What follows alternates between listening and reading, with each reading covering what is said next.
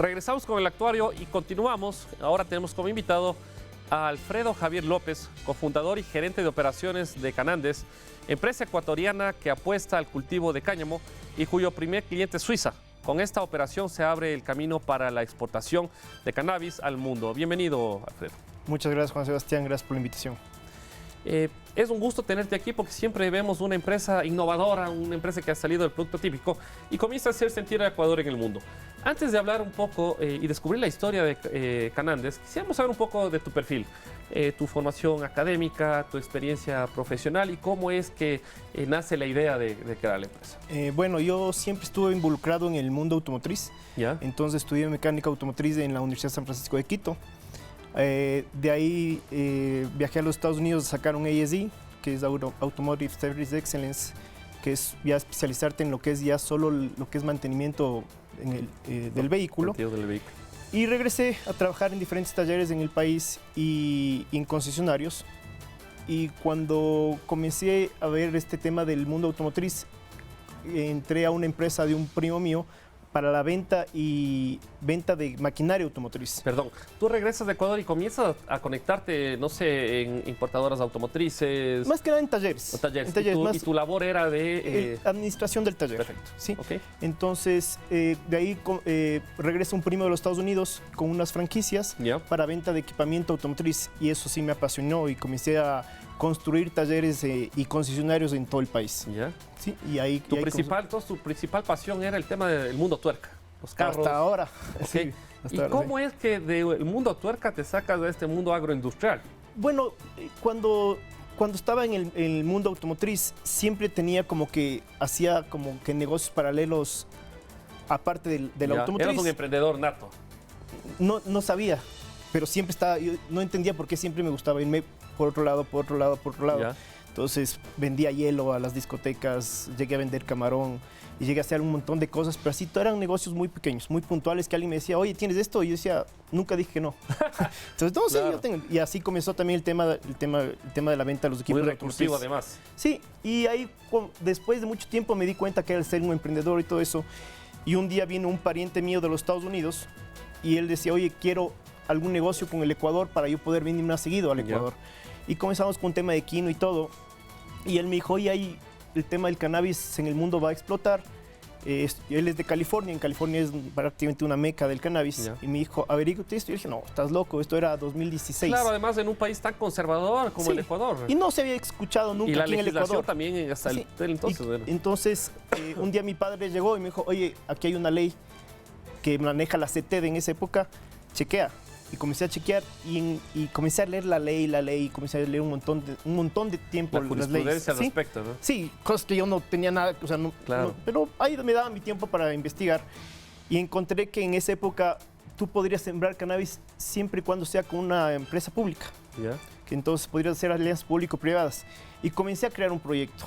Comencé a investigar. Perdón, ¿esto para qué año nace esa iniciativa de las empresas público-privadas? La idea comenzó en el 2016 y me reuní con la CETED un poco para investigar cómo funcionaba el tema.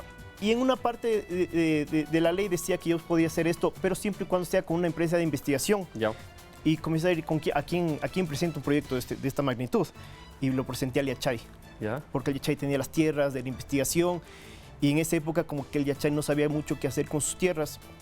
Y presenté 3 veces el proyecto a Yachay a tres gerentes diferentes. Claro. Hasta que apareció un gerente joven, visionario.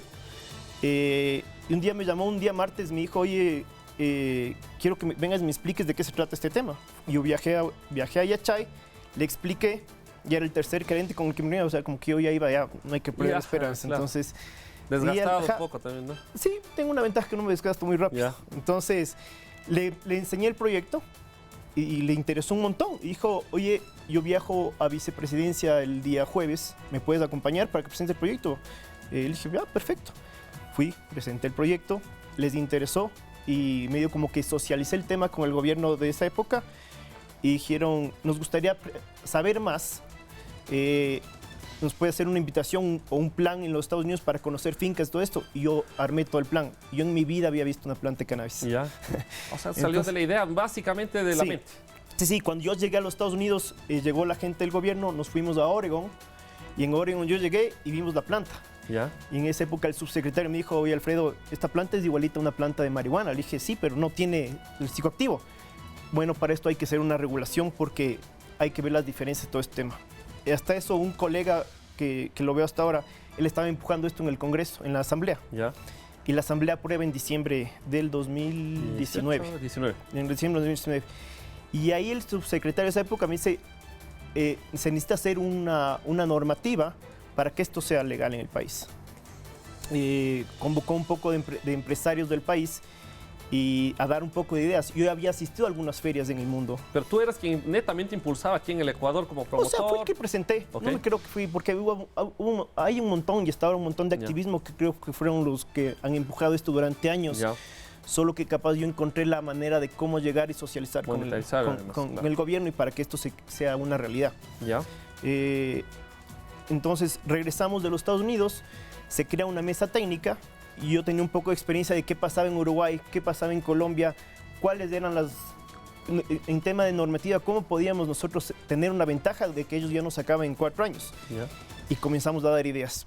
Y en esa mesa técnica conocí al que es ahora uno de mis socios, porque era el único que yo veía y hablaba súper bien del tema. Y decía, no, él sabe. Tiene dominio del tema. Entonces, esta reunión fue en Guayaquil, regresamos a Quito, le llamé, le dije, oye, yo estoy en este proyecto, ¿qué te parece? Conversamos y él me presenta a otro socio mío, que es un floricultor, que es ya segunda generación de floricultores durante 35 años, y entró la pandemia.